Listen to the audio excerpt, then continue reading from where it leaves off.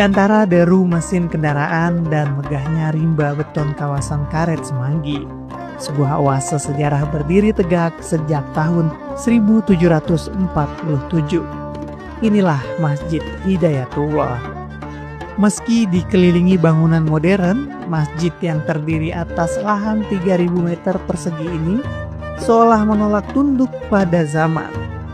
Corak arsitekturnya begitu unik, memadukan sentuhan Tionghoa, Jawa, Betawi, hingga langgam Hindu.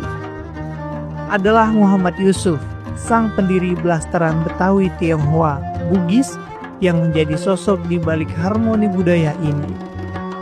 Lihat saja bagian atapnya, melengkung dan bersusun khas rumah peranakan atau kelenteng.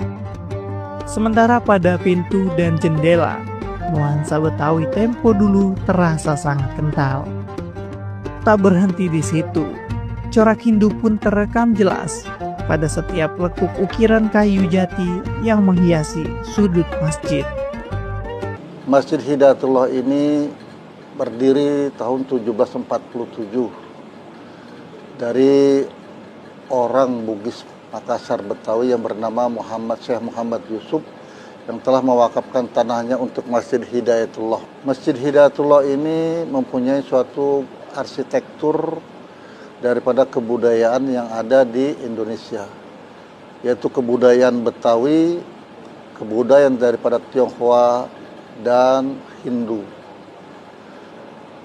Bisa kita ketahui daripada 3 kebudayaan tersebut. Pertama, dari kebudayaan Betawi itu kita bisa lihat daripada bangunan pintu dan jendela.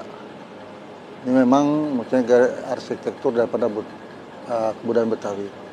Dan yang kedua, dari kebudayaan Tionghoa atau Cina itu bisa kita lihat dari atapnya. Atapnya ini mempunyai 3 undak yang ada di negeri Cina seperti itu. Dan yang ketiga dari Hindu kita bisa lihat daripada 2 bangunan kembar menara yang ada di Masjid Hidayatullah dan punyai ornamen daripada bunga-bunga Kamboja. Lebih dari sekedar tempat ibadah, Masjid Hidayatullah adalah saksi bisu perlawanan terhadap penjajah. Pada masa perjuangan, disinilah para pahlawan menyusun strategi perang hingga menjadi titik pasokan senjata menuju Karawang dan Cikampek. Karena nilai sejarahnya yang tinggi, Pemprov DKI Jakarta pun menetapkan sebagai bangunan cagar budaya. Status ini membuat masjid tidak bisa sembarangan dipugar. Tercatat, sejak tahun 1921, renovasi hanya dilakukan 3 kali. Itu pun hanya untuk memperbaiki bagian yang dimakan usia, tanpa mengubah sedikit pun bentuk aslinya. Namun, bertahan di pusat bisnis ibu kota bukanlah hal yang mudah.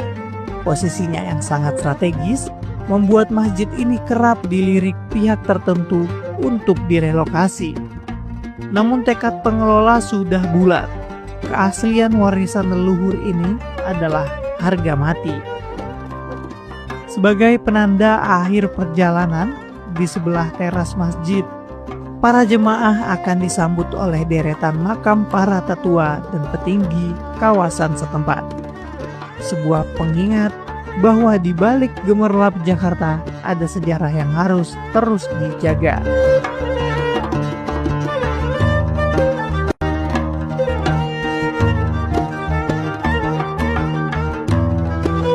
Masjid Hidayatullah, Kota Jakarta Selatan, tidak hanya bercerita tentang sejarah perjalanan Islam yang sangat panjang, tapi masjid ini juga menyimpan banyak cerita-cerita para pahlawan di masa lampau. Masjid Hidayatullah ini juga menjadi saksi bagi para umat muslim yang ingin belajar dan tidak hanya beribadah di tempat masjid ini, tetapi juga mengenal sejarah peradaban Islam di masa kuno hingga saat ini. Dari Jakarta, Syarif Muhammad, Ardi Wibowo, Loka TV. Wassalamualaikum warahmatullahi wabarakatuh.